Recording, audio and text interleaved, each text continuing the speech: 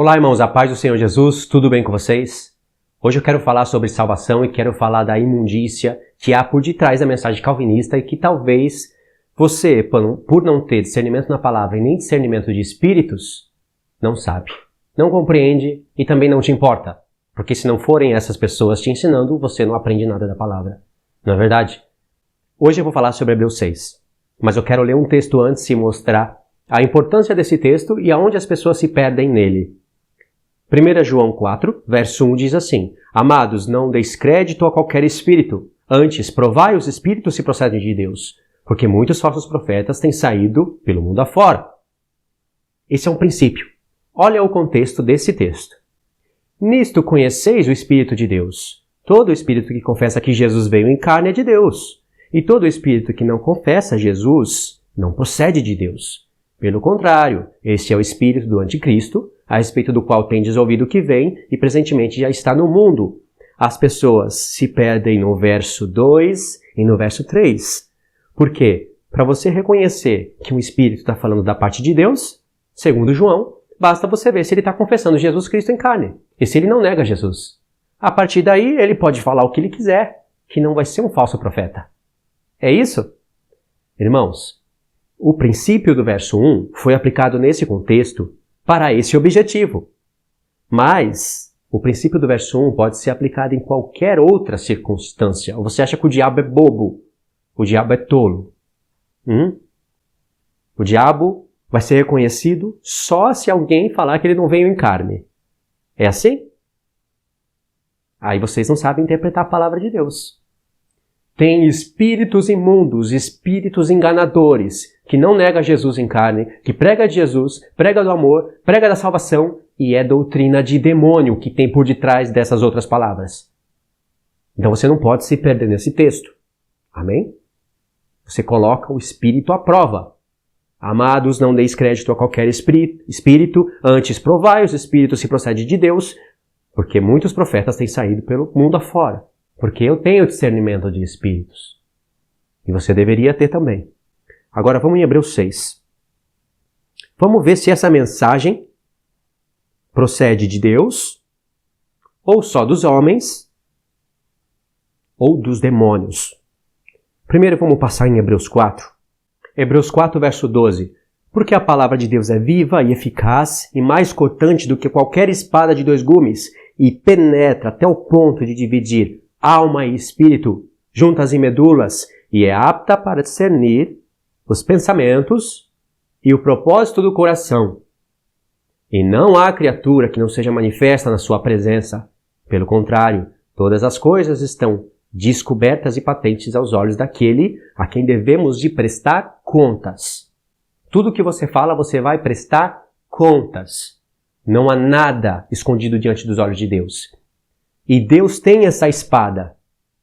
E facilmente ele vê tudo isso aqui. Mas nós precisamos de um grande esforço para poder ter essa espada e penetrar e falar, peraí, aqui é alma e aqui é espírito. Nessa alma, o que é uma alma? Alma, fala no livro da lei, que a alma de todo homem está no sangue. E onde tem sangue tem corpo, e o corpo é carne. Quando fala de alma, está se falando de carne e sangue. É vida. Mas essa alma tem um espírito. E aí você divide, peraí, aqui é alma, ou seja, carne e sangue. E aqui é o Espírito de Deus. Às vezes essa alma está falando coisas que não influenciam na salvação dela e nem da tua. Está falando coisas de carne e sangue. Mas ela não está agravando a mensagem de Deus, anulando a cruz de Cristo, ou seja lá qual for o tema. Mas às vezes ela está falando do Espírito, mas você pode discernir. Mas às vezes você mete a espada, divide a alma do Espírito, aqui é o Espírito de Deus. Mas aqui é carne e sangue.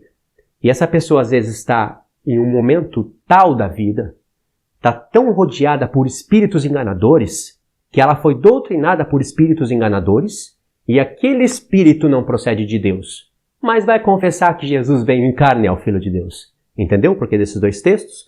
Agora vamos em Hebreus capítulo 6. Eu vou falar uma verdade aqui para vocês. Nós estávamos em Hebreus 4, agora vamos em Hebreus 6. E eu vou falar uma verdade. Se você chegar no final desse vídeo e achar que a intenção do meu coração é má, que isso que eu estou falando não tem nada a ver, você já foi afetado por doutrinas de demônios e não percebeu. Mas Deus vai dar chance de arrependimento. Porque pessoas que pregarem o que está aqui em Hebreus 6, torcendo o que está sendo falado aqui para sustentar suas doutrinas, e eu falo a respeito do calvinismo, essas pessoas estão classificadas em pessoas que podem perder a salvação. E olha que irônico. Justamente num texto no qual é usado para dizer que salvação não se perde. Mas não é só isso, não é simples assim. Vamos ler o texto. Por isso, pondo de parte os princípios elementares da doutrina de Cristo, deixemos-nos levar para o que é perfeito, não lançando de novo a base de arrependimento de obras mortas e da fé em Deus. E o ensino de batismo, de imposição de mãos, da ressurreição de mortos e do juízo eterno. Isso faremos se Deus permitir. Só contextualizei. Aqui está o ponto. É impossível, pois, que aqueles que uma vez foram iluminados, provaram do dom celestial, tornaram participantes do Espírito Santo, provaram da boa palavra e dos poderes do mundo vindouro, 5 coisas. E caíram. Sim, é impossível outra vez renová-los para o arrependimento, visto que de novo estão crucificando para si mesmos o Filho de Deus, expondo a ignomínia. Quando os calvinistas querem defender as suas doutrinas, eles chegam ao ponto de fazer isso daqui com a Bíblia. O que a gente coloca em xeque aqui, irmãos? Estou imitando o Hernandes Dias Lopes. Um homem que é aclamado como homem santo e sábio é, às vezes, até idolatrado. Você vai pôr o que eu estou falando agora para vocês na balança, e tem pessoas que vão pôr o que eu estou falando na balança, vão reconhecer que é mal, que é doutrina de demônio, mas vai dizer, vamos reter o que é bom. Quem não erra? A palavra de Deus diz, retenha o que é bom. O que não é bom, joga para lá. E a pessoa coloca na balança, a balança faz assim, e ela ainda precisa do homem para aprender a palavra de Deus. Inacreditável. A palavra de Deus diz para você reter o que é bom? A palavra diz, analisai as profecias, principalmente as bíblicas. E aí você vai ter condições de reter o que é bom. Cada um vai reter o que é bom conforme o que está exercitado na mente. Um adventista pega o texto, vamos reter o que é bom. O que é bom para a doutrina dele, ele retém. Um calvinista pega os textos. Vamos reter o que é bom. Olha a palavra, isso é muito bom. Isso daqui contradiz o calvinismo, não é bom. Você que não sabe nem o que é direito, isso é bom, é bom, é bom, é bom, é bom, tá retendo tudo o que não presta. E o que é bom, você joga fora, porque você não tem condições para isso. Analisar as profecias, principalmente as bíblicas. Qual é a profecia mais importante? Alguém que chega para você e diz assim, diz o Senhor, blá, blá, blá, blá, blá, blá, blá, ou a profecia bíblica? É claro que tem pessoas que vão errar nas suas palavras. Eu já errei. Já ensinei coisas erradas. Acredito que não influenciou na salvação das pessoas. Mas eu fui e consertei. E as pessoas vão estar retendo o que é bom. Funcional o texto. Mas não é como você pensa, entendeu? As pessoas dizem, o que a gente coloca em xeque aqui, irmãos? Que a salvação se perde? Olha aqui, participou de tudo isso, mas caiu. Será que está falando aqui que essa pessoa perdeu a salvação? Você já viu pessoa que entrou na igreja como membro, aí virou diácono, de diácono virou presbítero, de presbítero virou evangelista, de evangelista virou pastor, e é tudo doutrina de homem isso. Não esses cargos, mas essa sequência. E aí era pastor e caiu. Essa pessoa foi salva? Claro que não, irmãos. Salvação não se perde. Como a pessoa vai perder algo que nunca teve? Aí a pessoa fala, que bom, é isso mesmo. O escritor de Hebreus teve a oportunidade aqui de falar o que eles estão falando, de falar o que o Hernandes Dias Lopes fala, de falar o que o Augusto Nicodemos fala, de falar o que o Paulo Júnior fala, mas ele não falou. Pelo contrário, ele falou que a pessoa foi participante do Espírito Santo. No Espírito Santo não tem a vida eterna? Tem. Ela foi participante do Espírito Santo, que tem a vida eterna, mas não é participante da vida eterna que está no Espírito Santo. Muito lógico. Aí o que acontece? Essa pessoa não foi salva, não nasceu de novo, ela não pode perder o que nunca teve, isso é só filosofada calvinista. Doutrinas de demônios.